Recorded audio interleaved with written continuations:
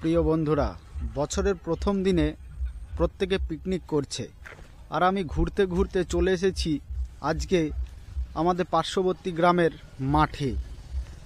চারিদিকে সবুজ আর সবুজ, আর এখন তোমার সর্ষের সিজন। তো এই যে মাঠ ভর্তি সর্ষে চাষ, চারিদিকে হলুদ আর হলুদ, আর পিছন থেকে উকি দিচ্ছে কলা বাগান। এখানে আবার দেখা যাচ্ছে যে এখানে খেসারির চাষও হয়েছে।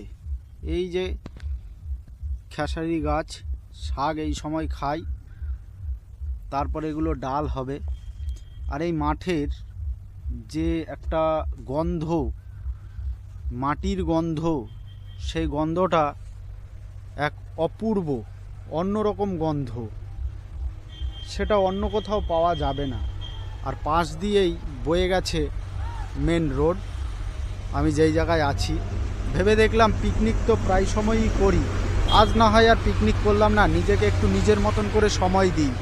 আর এই যে কলা গাছ, কলাও ঝুলছে।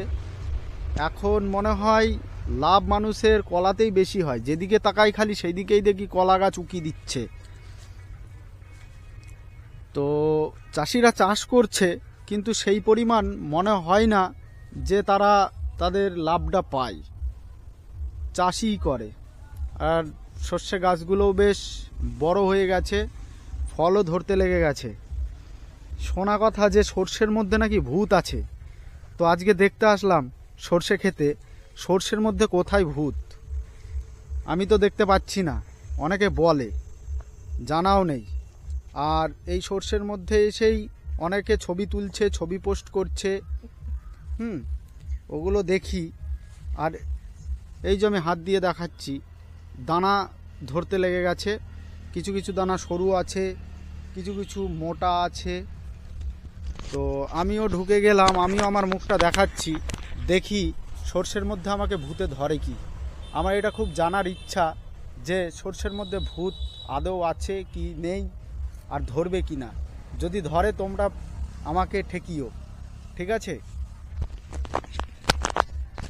প্রথম দিন থেকেই বেশ ভালো লাগছে জায়গাটা।